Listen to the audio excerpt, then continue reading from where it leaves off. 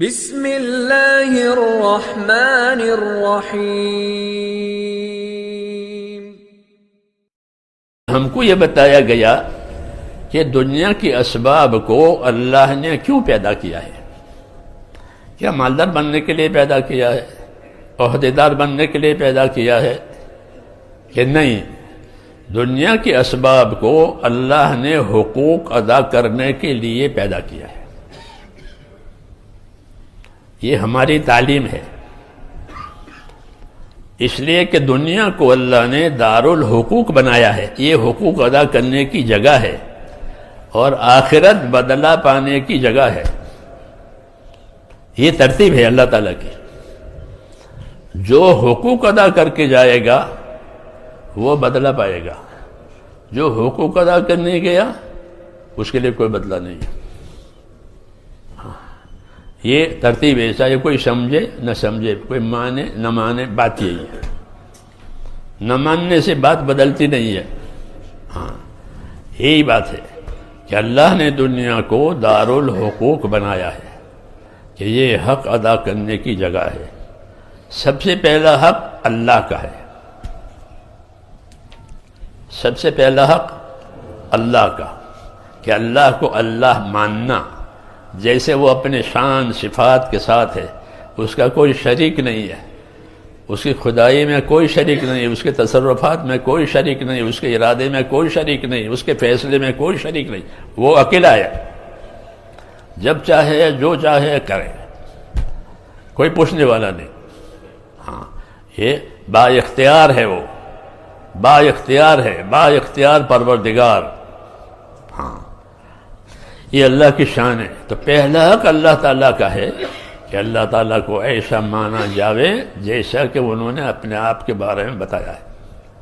تو انبیاء کرام نے اللہ تعالیٰ کا حق بتایا ہے کہ اللہ تعالیٰ کو اللہ مانو، کہ اس کے جیسا کوئی نہیں ہے اور کوئی عبادت کے لائق نہیں ہے۔ اس کا سب سے پہلا حق وہ اللہ تعالیٰ کی عبادت ہے۔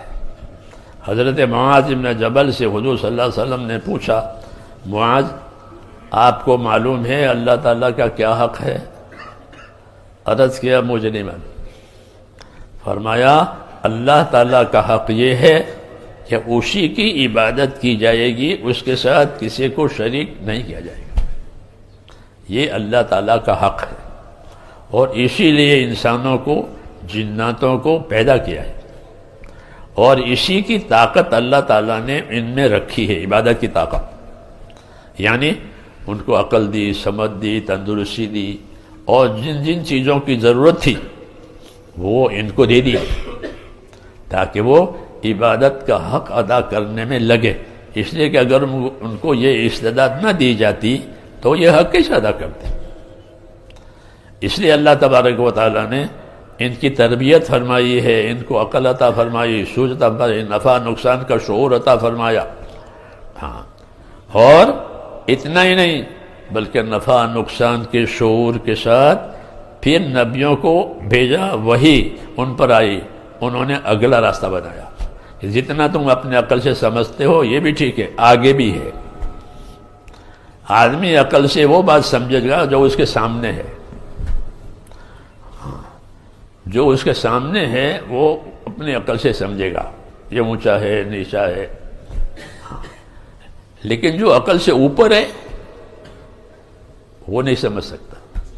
ہاں، نبیوں نے عقل سے اوپر کی بات بتائی کہ تیری زندگی اگر اللہ کے حکم پر گزری تو اس کا کیا انجام ہوگا یہ تیرے سامنے نہیں ہے۔ اللہ تعالیٰ نے اعمال کے نتیجوں کی دنیا دوسری رکھی ہے، اور اسباب سے فائدہ اٹھانے کی دنیا یہ ہے۔ اسباب سے فائدہ اٹھانے کی دنیا یہ ہے۔ اس لیے بچہ بھی اسباب سے فائدہ، آپ پیسے دو کہ تو ٹافی وافی لائے گا، کھائے گا۔ ہاں، اسباب سے فائدہ اٹھانا جو مشاہدے میں ہے، محسوسات میں ہے، سامنے ہے، اس کو لینا دینا، یہ۔ ہاں، اس سے آگے کی خبر نہیں ہے۔ جتنی ضرورتیں اللہ تعالیٰ نے یہاں پیدا کی ہے اتنی ہی ضرورتیں، بلکہ اس سے زیادہ ضرورتیں موت کے بعد بھی ہے، لیکن اس کو آدمی سمجھ نہیں سکتا۔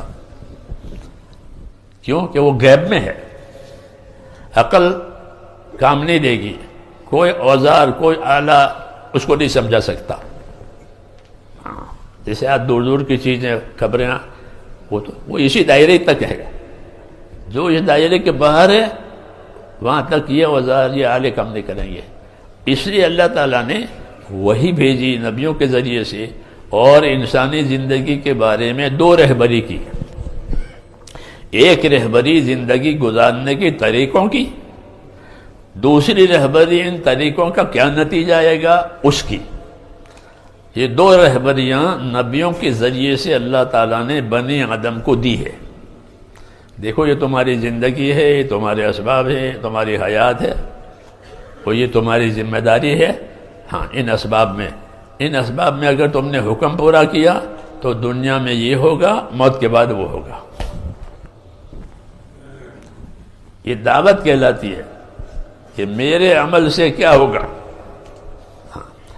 میرے عمل سے کیا ہوگا، یہ انسان کو بتایا جاوے کہ جن عملوں کے کرنے کا اللہ تعالیٰ نے حکم دیا ہے ان عملوں سے کیا ہوگا، دنیا میں کیا ہوگا، آخرت میں کیا ہوگا، یہ نبی بتائیں گے۔ دنیا کی چیزوں کے بارے میں تو جو ان کے تجربہ کار ہیں وہ بتائیں گے، لیکن انسانوں کے عمل سے کیا ہوگا وہ نبی بتائیں گے، کیونکہ نبیوں کی تعلیم عمل کرنے کے لیے ہوتی ہے کہ اپنی ذات کو استعمال کرو، اپنے مال کو استعمال کرو۔ ہاں کس طرح سے کہ جس طرح سے اللہ نے حکم دیا ہے۔ ایک تو اپنی ضرورتوں میں جان مال استعمال ہوتا ہے، اپنی راحتوں میں جان مال استعمال ہوتا ہے، وہ تو ایک معروف چیز ہے، سب کو معلوم ہے، غیر کو بھی معلوم ہے۔ اور ایک اپنی زندگی کو، اپنے اسباب کو اللہ کے حکموں کے مطابق استعمال کرنا، اور ان اسباب سے اللہ تعالیٰ کے حکم پورے کرنا، یہ اصل نبی کی دعوت ہوتی ہے کہ اپنے اسباب سے اللہ تعالیٰ کے حکموں کو پورا کرو۔ جتنے اسباب دیں گے اتنے حکم دیں گے۔ جیسے ہم کو آنکھیں دی ہے تو آنکھوں کے حکم بھی دیے، کان دیے ہیں تو کانوں کے حکم دیے ہیں، مال دیا ہے تو مال کے حکم دیے ہیں، لباس دیا ہے لباس کے حکم دیے۔ جتنے اسباب اتنے احکام، جتنے اسباب اتنے احکام۔ یہ طریقہ اس لیے دیا ہے تاکہ بندگی کا جو وظیفہ اور ڈیوٹی ہے وہ پوری ہو جائے۔ ہمارے ذمہ ڈیوٹی ہے عبادت کی، اس ڈیوٹی کو پورا ہونے کے لیے یہ طریقہ بتایا کہ جتنے اسباب دیے اتنے احکام دیے، جتنے اسباب دیے اتنے احکام دیے۔ اگر آدمی اسباب میں لگا رہا اور حکم فوت ہو گئے تو چار دن کی زندگی میں تو اس کو مزہ آ جائے گا کہ کوئی پریشانی نہیں، آرام سے گزر گیا، لیکن موت کے بعد کچھ نہیں ہوگا۔ موت کے بعد کی زندگی نبیوں کے کہنے کے مطابق کہ وہ اصل زندگی ہے۔ موت کے بعد کی زندگی وہ اصل زندگی ہے، اس کو اللہ تعالیٰ نے ہمیشہ کے لیے بنا دیا ہے۔ ابد کہتے ہیں اس کو، ابد۔ ہاں کہ اس کی کوئی حد ہی نہیں ہے، کروڑوں برس اسے ابد کہتے ہیں۔ ابدا، قرآن کے خالدین فیہ ابدا، ہمیشہ رہیں گے ہم۔ ابد آئندہ کا زمانہ جو کبھی ختم نہ ہوگا، وہ ہے آخرت۔ ہاں اس کی کمائی کے لیے اللہ تبارک و تعالیٰ نے اسباب کے ساتھ ساتھ احکام دیے، ہاں اور احکام کا علم دیا۔ احکام دیا یعنی احکام کا علم دیا۔ جب احکام کا علم آدمی سیکھے گا تو اپنی زندگی کی ذمہ داری صحیح طریقے سے پوری